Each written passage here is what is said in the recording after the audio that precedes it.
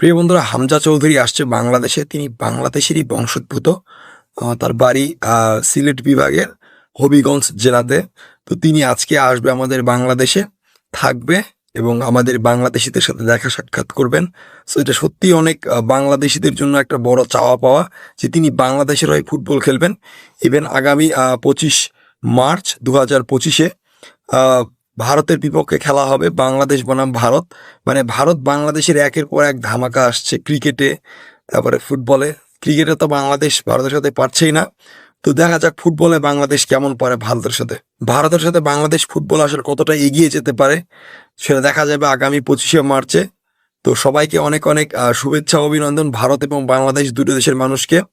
সবাই আমরা যে দেশেরই হই না কেন, আমরা বাঙালি, আমরা খেলাধুলাকে পছন্দ করি। আর খেলার মধ্যে হার জিত থাকবেই। হয় বাংলাদেশ হারবে, নাহলে বাংলাদেশ জিতবে, অথবা ভারত হারবে, নাহলে ভারত জিতবে। সো এটা নিয়ে বেশি ট্রল করার বেশি দরকার নাই। খেলার মধ্যে হার জিত থাকি, এটাই স্বাভাবিক। So thank you so much সবাইকে।